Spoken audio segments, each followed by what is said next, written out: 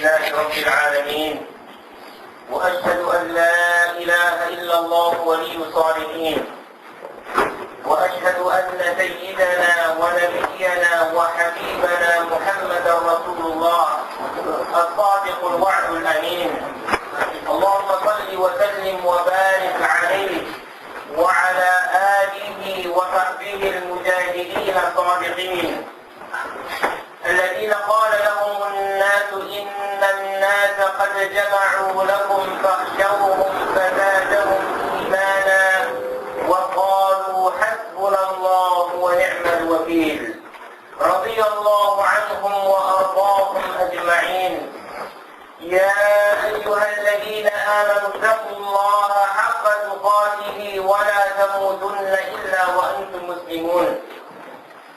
يا أيها الذين آمنوا اتقوا الله وقولوا قولا سديدا يصلح لكم أعمالكم ويغفر لكم ذنوبكم ومن يطع الله ورسوله فقد فاز فوزا عظيما. أما بعد أيها المسلمون عباد الله. Lastly, we left off looking at how Quraysh, even after many of the Muslims had emigrated, they had left Makkah and gone to another land, al-Habasha, Abyssinia. We saw how the Quraysh wasn't even content with that, particularly when they realized that the Muslims were safe and secure in that new land of theirs. That they were not being persecuted and rejected as they had rejected them in Makkah. So they sent to al-Habasha, to the king at that time, al-Najashi is the title of the king, Ashama. They sent to him two envoys, Amr ibn al-As and Abdullah ibn Abi Rabi'ah. He sent two envoys to al-Najashi with gifts, hoping that they could convince that king to return those immigrants back to Makkah, so they could continue torturing and persecuting them there. And when these two envoys came, then the first thing they did, of course, while trying to approach the king, was that they came to the advisors of that king. And when they came with gifts, enough for everyone, the king, as well as all those who were working with and for the king.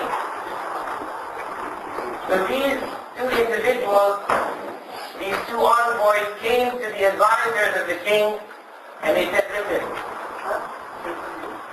there are some young, foolish and silly individuals who have come to your king from our land.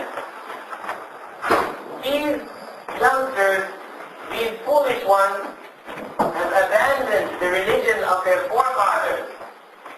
And don't think that they have accepted your religion. As a matter of fact, they believe in something which is completely foreign to both us as well as yourselves. So, allow us to go and speak to the king. And whatever you do, don't allow the king to speak to these youth. Don't allow the king to summon them, to call them, and then to speak to them and hear from them. But rather, when we give him our message, then agree with us and advise him to send those immigrants back with us to Makkah. Subhanallah. Because they knew that if the king were to listen to those individuals, then they would present to him exactly what their beliefs are. And deep down inside they knew that there's nothing wrong with these beliefs. And so the king would be convinced as well. And the king would not surrender them. He would not send them back to Makkah. So they gave their gifts to the advisors, and they requested this of the advisors, and the advisors agreed. So then they approached al-Najashi, the king. When they came to the king, they handed over their gifts to him as well. And he accepted. He accepted the gifts of these visitors who had come to him. And then they started with him. Listen, O king, there has come to you a group of foolish and silly young people. And they said it in an insulting way. Whereas amongst those who had come was Uthman ibn Affan, radiallahu anhu Allah. And he wasn't a young man, and he wasn't one of those foolish ones, in any event. And he repeated to the king what they had said to the advisors. Our people know them very well. They've abandoned the religion of their forefathers, and they haven't accepted your religion, and they've come with something very strange. So will you not surrender them to us? Hand them over so we can take them back to their people who will deal with them as they see fit. And the advisors had come to this agreement after they received their gift. And so they concurred. And they said to their king that yes, they are speaking the truth. Go ahead, hand them over to this man. Or hand them over to these two people so they can go back to their people with them. But subhanAllah, here we see yet another evidence of the truthfulness of the prophethood of Muhammad sallallahu alayhi wa sallam. You recall that the Prophet alayhi salatu wa sallam gave them permission to emigrate, to go to al-Habasha, to do this hijrah. And he selected this land in particular. And what was the reason? فَإِنَّ فِيهَا مَلِكًا لَا يُظْلَمُ عِنْدَهُ أَحَدٌ. Ya subhanallah. This could have only come from a prophet. وَمَا يَنْطِقُ عَنِ الْهَوَىٰ إِنْ هُوَ إِلَّا وَحْيٌ يُوحَىٰ. The Prophet sallallahu alayhi wa sallam had never met this king, al-Najashi. He had never met him. So how did he know? It is because he received divine revelation from Allah subhanahu wa ta'ala. To advise his people to travel to that land, to go to that king, فَإِنَّ فِيهَا مَلِكًا, go to that land, for therein there is a king, and no one is dealt with unjustly before him. So clear evidence and a clear proof, even in this incident, that the Prophet sallallahu alayhi wa sallam was truly a prophet, sent by Allah subhanahu wa ta'ala. And we see that in the response of the king. Yes, he was indeed a just king, just as the Prophet sallallahu alayhi wa sallam had mentioned. For after he heard what these two envoys from Makkah had to say, he said to them, La wallah. The first words he uttered were, no, by God, I won't do it. He said, I'm not going to fight against a group of people who chose me over others. I mean, they had chosen this land. They came to live under me. They came for a reason. Now, I'm not going to hand them over without first summoning them and then listening to what it is that they have to say. So he sent a messenger to this group of Sahaba, this group of companions of the Prophet ﷺ who had emigrated from Mecca. And when this messenger came and said that the king is calling for you, the king has summoned you, they gathered together. And they asked one another, what are we going to do? What are we going to say? The king is going to ask us questions, now how are we going to answer? And subhanallah, the answer was unanimous. All of them together agreed and they said, نَقُولُ وَاللَّهِ مَا عَلِمْنَا وَمَا أَمَرَنَا بِهِ نَبِيُّنَا صَلَّى اللَّهُ عَلَيْهِ وَسَلَّمَ. They said, by Allah, we will say what we know. We will say what we know and what our Prophet sallallahu alayhi wa sallam has taught us and commanded us. In other words, even though we are strangers in this land, and even though we are in a position of weakness, we will not compromise our belief. Ayyuha al-akhyar, take this lesson. Yes, we may be in a position of weakness. Yes, we may not be very strong and we may not be able to assert ourselves.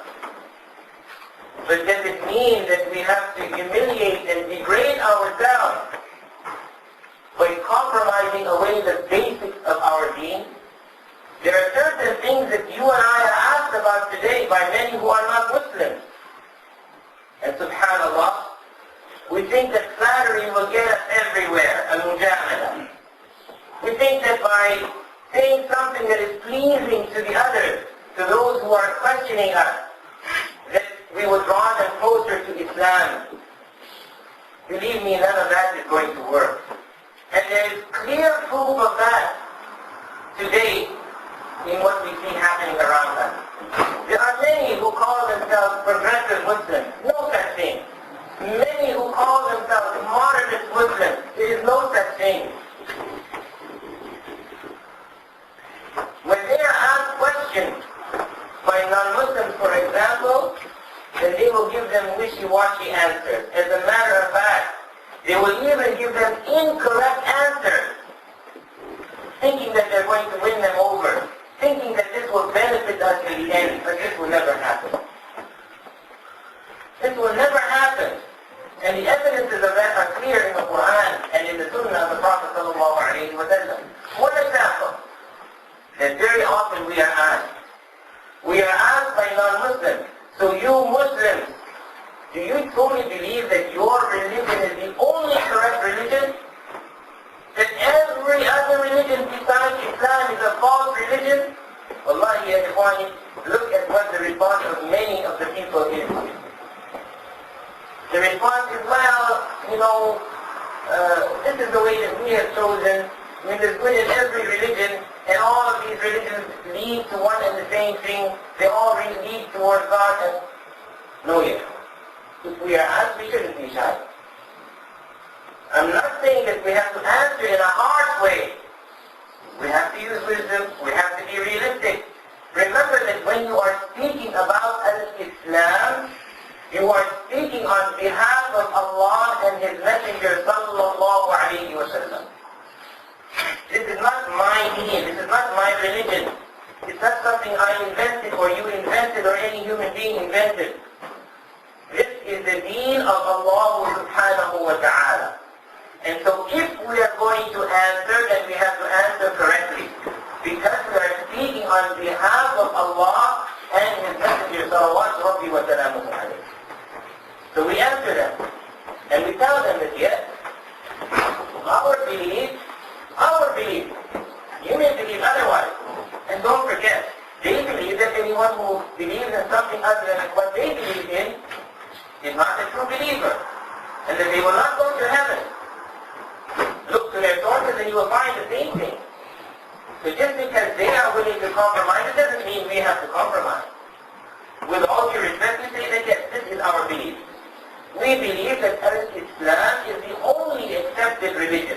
It is the only true religion, and every religion and every faith system besides Islam is a false one. And we can give them evidences from the Quran, we can give them evidences from the Sunnah of the Prophet sallallahu alayhi wa sallam without forcing anything on them. And we can dialogue with them, and we can discuss the matter further, and so on and so forth. Look at the response of these individuals. Remember that they had fled from Makkah. Remember that they were being persecuted there, and here they had safety and security. So in order to relax, to continue enjoying this safety and security, they could lie. They could have said, you know what, well, let's tell him what he wants to hear. But no. They realize what this being is. It is not anything for them to play with. This is from Allah, so we have to convey what we know. نقول والله ما علمنا ربنا أو ما علمنا وما أمرنا به نبينا صلى الله عليه وسلم كائن في ذلك ما يكون. They said, by Allah we will only say what our Lord has taught us or what we know and what our Messenger has commanded us with. كائن في ذلك ما يكون. Come what may. No matter what happens, no matter what the result may be, we will tell it like it is. And so they came towards the king. They approached the king, and the king asked them, so, can you tell me something about this religion of yours, which you have now adopted? What is it that caused you to abandon the religion of your forefathers and accept this new religion? Tell me something about it. And who do you think stood up from amongst that group of companions of the Prophet sallallahu alayhi wa sallam. You think it was necessarily one of the elders amongst them? La wallah. It was one of their youth. One of their youth, an individual who was not even yet 20 years old. He had not reached the age of 20. Ja'far ibn Abi Talib radiyallahu anhu wa arda. We can perhaps refer to him as the first ambassador of Islam. He is the one that stood up. He is the one that was selected by that group to stand and to address that king. So again, as we had mentioned previously about the role of women in Islam and so on and so forth, so then we should realize the role of youth in Islam as well. The first ambassador was a youth, Ja'far ibn Abi Talib radiyallahu anhu wa arda. So when he was asked this question by the king, tell me, what is it that has caused you to leave and abandon the religion of your forefathers and accept and adopt this new way? Ja'far radiallahu anhu wa arda stood up and he said, ayyuha al-malik. Ayyuha al-malik. With utmost respect, with due respect, because this man, no matter what the case, he is a king. We have to acknowledge his position. He didn't refer to him with some, degrading title. He didn't insult him. No, ayyuha al-malik, O king. And then he continued. He told him, we were people who were plunged in the depths of ignorance. We worship things other than Allah. We worship idols. We cut off ties of kinship with our families. We were not good to our neighbors. We treated women very badly. We were very foul. We were not good to neighbors. And he mentioned all sorts of evil things that they used to do. He said this continued until Allah sent us a messenger from amongst ourselves. Until Allah sent us a messenger from amongst ourselves. We knew his method. In other words, this individual was not a stranger to us. We knew his lineage. This man whom Allah chose was well known to us. We know exactly what family he comes from. We know he is from good stock.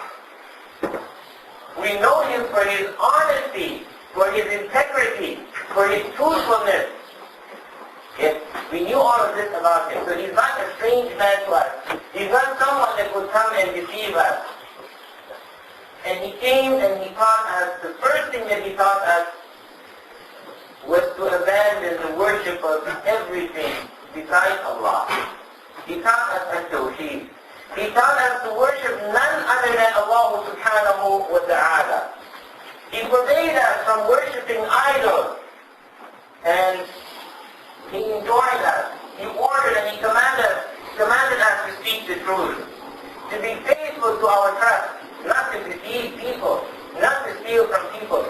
He commanded us to be good toward our women folk. He commanded us to maintain ties of kinship. He commanded us to be good neighbors. He commanded us to leave off lewdness and the like. He commanded us to stop shedding blood. He commanded us to stay away from every type of evil. And then Salama radiallahu anha wa ardaha, who was present, she says that Ja'far ibn Abi Talib radiallahu anhu wa ardaha mentioned to him many of the teachings of Islam. That he commanded us to offer prayers and to kiss arms, and so on. So then, Ja'far radiallahu anhu says, so we believed in him. We accepted what he came with, and we began worshipping Allah alone. And we made unlawful, or we declared unlawful whatever he, sallallahu alayhi wa sallam, told us was unlawful.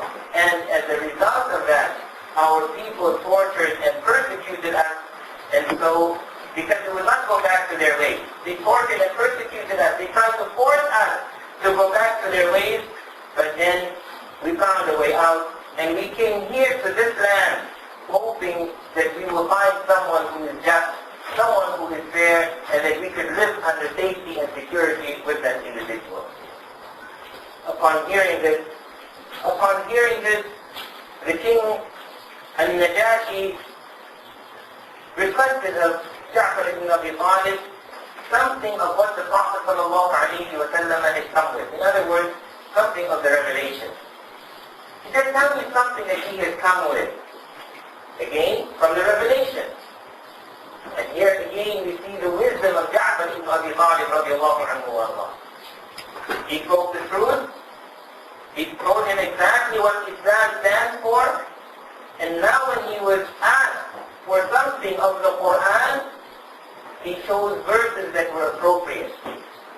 And this is, again, another lesson we need to take. Depending on where we are, depending on the circumstances, depending on the gathering, we have to be selective. Indeed, all of the Quran is true. There's no doubt about that whatsoever. But in certain gatherings, it is appropriate to recite certain verses. Let me give you a simple example. Let's say that there was a wedding carrying on. Alright? We are invited to a wedding party, and one of us is asked, will you begin this gathering by the recitation of the Quran? I think it's appropriate that one of us begins with the recitation of verses that talk about al-Walaa, divorce. They're not even married yet. What are you talking about divorce? Does it make sense? So you have to choose that which is appropriate. And this is exactly what Ja'far ibn Abi Talib radiallahu anhu was. He recited some of those opening verses of Surah Maryam. Remember that al-Najashi followed Isa alayhi salam, the teachings of Isa alayhi salam. He was a Christian. So it was only appropriate to recite something from the Quran which talks about this prophet whom they hold in high esteem. And as Ja'far radiallahu anhu wa recited these verses, which was absolutely amazing, was the reaction of the king as well as those who were around him was. The king shed tears. The tears rolled down his cheeks and his beard was soaking. SubhanAllah. Because the Quran is the truth and it has an amazing impact on the hearts of the sincere. This is why the pagans in Makkah used to say, لا تسمعوا لهذا القرآن والغوا فيه لعلكم تغلبون. This was their methodology. They used to say, don't listen to this Quran. وَالْغَوْ فِيهِ. And when it is being recited, make a lot of noise so that you can overpower it. This was the way of the pagans. The Quran was heard by this man, and even the scribes or the bishops who were sitting around the king, who had their books open before them, they shed tears until their books were dampened with their tears as well. Upon hearing these words, the king then said to them, you know what? That which this man has come with, and what Isa alayhi salam has come with, is indeed from one and the same source. It's from one and the same source. In other words, what you have said is completely true. I find nothing wrong with it at all. This is exactly what we find in our book, Surah Maryam. I want you to remember what Ja'far radiallahu anhu recited. He recited verses from Surah Maryam, in which Allah subhanahu wa ta'ala speaks of His oneness, in which Allah subhanahu wa ta'ala clearly states that Isa alayhi salam is not the son of Allah and he is not divine, but rather that he is a prophet of Allah. So there is clear evidence in this incident as well that this concept of Trinity is foreign to Christianity. It is not from the teachings of Isa alayhi salam. For al-Najashi, who had all those bishops around him, and who understood the Injil well, and who had read them, who was well versed in them, he didn't find anything wrong in what Ja'far radiallahu anhu mentioned to him. So the concept of Trinity is, for a certainty, a false concept, and as I said, in this incident, we have clear evidence in it as well. So the king was pleased and he allowed them to go, and of course Amr ibn al-As, one of those two envoys, was upset. What happened here? And we came out losers, we came out empty-handed. And he said, but I have something else in mind. Of course, his mind was still working. And he was talking, he said, tomorrow I'll show them. Tomorrow will be the end of them. Tomorrow I'll go to the king and I'll tell him how they blaspheme, how they speak against Isa alayhi salam. So he did exactly that. The next day he came to al-Najashi, the king, and he says to him, you know what these people say about Jesus? Oh, they say terrible things about him. They claim such and such about him. He said, really? Remember the king is just and he's there. So once again he summons those individuals.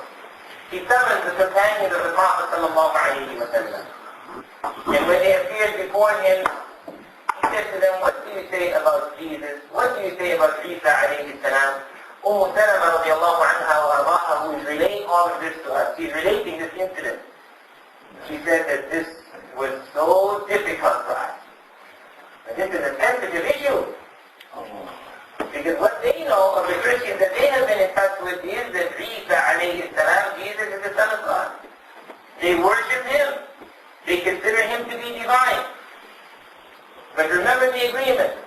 نقول والله ما علمنا وما أمرنا به نبينا صلى الله عليه وسلم كائن في ذلك ما يكون. Come what may, we will tell the truth. We will tell it like it is. We will tell them exactly what we know. What Allah, our Lord, has taught us and what our Messenger Muhammad sallallahu alayhi wa sallam has ordered us with. So the response of Ja'far ibn Abi Talib radiallahu anhu was, هو عبد الله ورسوله وروح منه وكلمته ألقاها على مريم. He said, he is the slave of Allah. Ya subhanallah. This is now apparently contradicting the very basic teachings of that religion. He is the slave of Allah, not the son of Allah. وَرَسُولُهُ, and his messenger. He is not God. He is not Lord. وَرُوحٌ مِّنْهُ, he is one of the souls that Allah has created. وَكَلِمَةٌ أَلْقَاهَا إِلَى مَرْيَمَ, and the word that he breathed, if you will, into Maryam. And of course, what is meant by that is that Allah subhanahu wa ta'ala, when he created, or when he wanted to create Isa alayhi salam, he said, kun, be, and he was. And Isa alayhi salam became a thing in the womb of his mother. وَكَلِمَةٌ أَلْقَاهَا إِلَى مَرْيَمَ. So, when al-Najashi heard these words, once again, he was comforted. He didn't find anything wrong. As a matter of fact, he told them in no uncertain terms that what you have now informed me of is not different in any way whatsoever from what we have learned from Isa alayhi salam. So the reality is that al-Najashi became a Muslim. Remember what Islam means. Islam means complete submission. Submission to what? Submission to the laws of Allah subhanahu wa ta'ala. Submission to what Allah Jalla wa ala has sent his messengers with.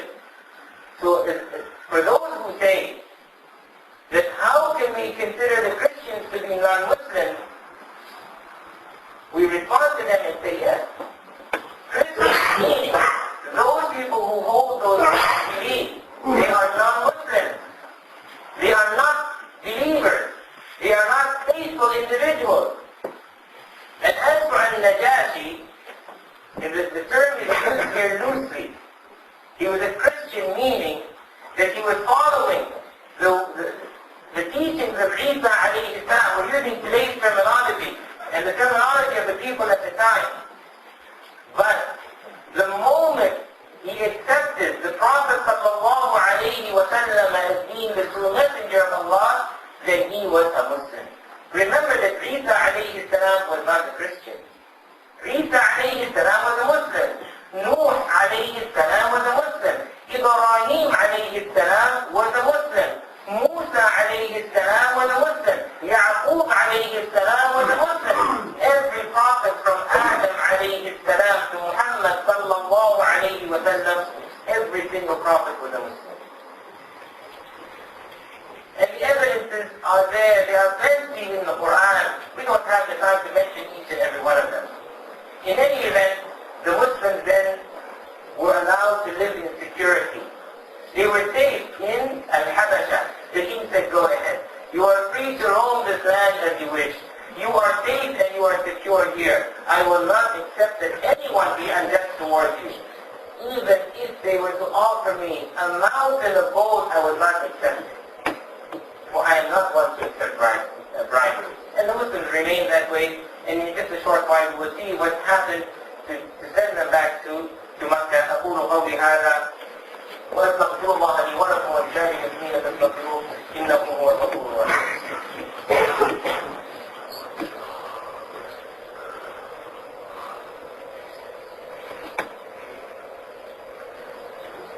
الحمد لله رب العالمين والعاقبة للمتقين ولا عدوان إلا على الظالمين وأشهد أن لا إله إلا الله وحده لا شريك له وأشهد أن محمدا عبده ورسوله صلى الله عليه وعلى آله وصحبه ومن تبعهم بإحسان إلى يوم الدين أما بعد. This hijrah or this emigration that took place happened in the 6th year of the prophethood of the Messenger of Allah, Muhammad sallallahu alayhi wa sallam. And as these Muslims who were in Al-Habasha enjoyed safety and security, things only became worse for the Prophet sallallahu alayhi wa sallam and those who were with him in Makkah. The pagans from amongst the Quraysh intensified their actions toward them. They continued to torture them and punish them. Their crime being, of course, that they believed in only one true God. Their crime being that they believed, La ilaha illallah, Muhammadur Rasulullah, that there is none worthy of worship besides Allah, and that Muhammad sallallahu alayhi wa sallam is the messenger of Allah. And in that very same year, perhaps a month or so after these Muslims had emigrated to Al-Habasha, an amazing incident took place. The Prophet sallallahu alayhi wa sallam proceeded towards the masjid, al-Masjid al-Haram, the sacred mosque. And he stood before the Kaaba.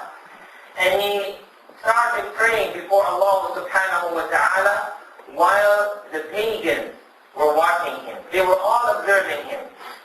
And as he entered his prayer, the Prophet sallallahu alayhi wa sallam began reciting Surah al-Najm. Surah al-Najm. And he recited the entire surah. But near the end, he recited the following verses of the surah. أزفت الآزفة ليس لها من دون الله كاشفة أفمن هذا الحديث تعجبون وتضحكون ولا تبكون وأنتم سامدون فاسجدوا لله واعبدوا.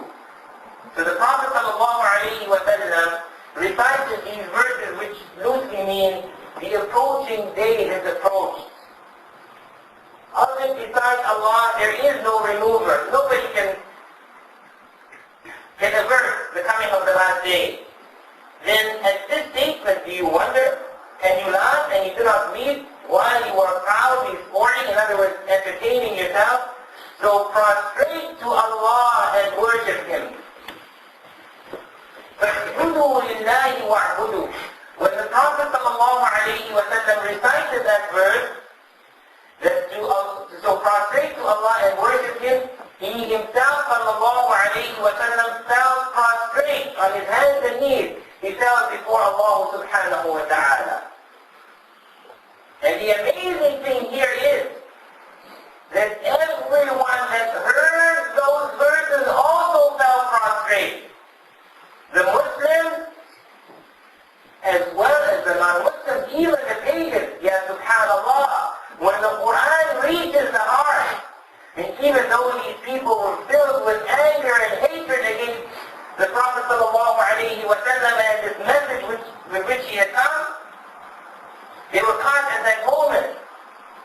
They heard the verses and it penetrated their hearts, and as a result of it, they were not able to control themselves, and they fell prostrate as well. As a matter of fact, we learned in an authentic hadith in Sahih al-Bukhari that not only this, but also the jinn who heard these verses fell prostrate. Everyone that heard these verses fell prostrate. They bowed before Allah subhanahu wa ta'ala. And again,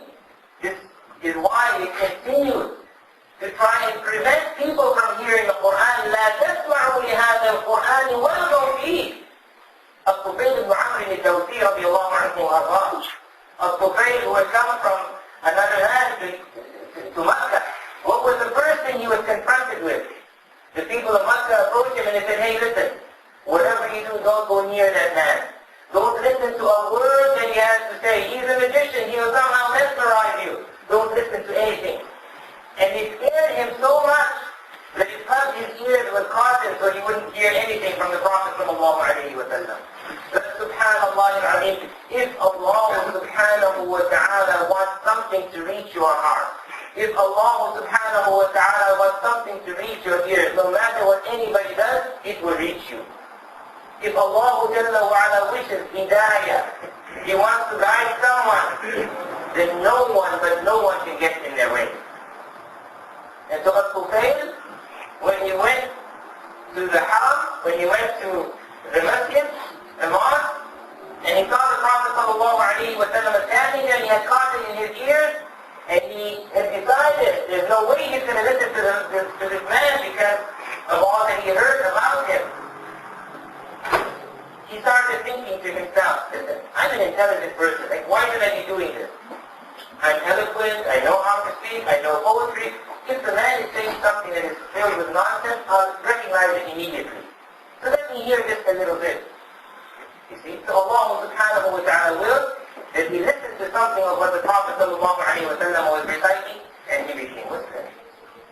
In any event, this news of the prostration of even the pagans in Makkah reached Al-Habasha. So the Muslims there now thought, wow, everybody in Makkah has become Muslim. We don't have anything to fear, and so let's return to Makkah. And they did exactly that. They came back to Makkah, only to be disappointed when they learned that no, this was nothing more than a rumor. Yes, they did prostrate, but now they're all denying it. And they did not become Muslims. As a matter of fact, the punishment and that torture that they were meeting out to the Muslims is continuing. So a group of them returned, a group of them came into Makkah and they remained in hiding, and a group of them took protection from their non-Muslim neighbors in Makkah, and they remained there for some time until things intensified, and once again the Prophet sallallahu alayhi wa sallam indicated to them that you should go back to Al-Habasha. So this time even a larger group went back to Al-Habasha, where they were able to stay safely under the rule of al-Najashi. Meanwhile, the Muslims in Makkah continued to suffer, but at the same time, subhanallah, because if Allah subhanahu wa ta'ala wishes for people to be guided, it doesn't matter what happens around them, they will be guided. People started entering Islam, and some of them were prominent members among Quraysh, such as Hamza, radiallahu anhu wa Allah, the uncle of the Prophet sallallahu alayhi wa sallam. When he became a Muslim, wow, the Muslims became even stronger. So the numbers started to increase. And Quraysh realized that this punishment alone wasn't going to do anything, so they needed to find new strategies. They looked for new ways, different ways that they could prevent this message from spreading. And some of those ways and some of those strategies that they used, we will be discussing the next time, bi'idhnillahi ta'ala.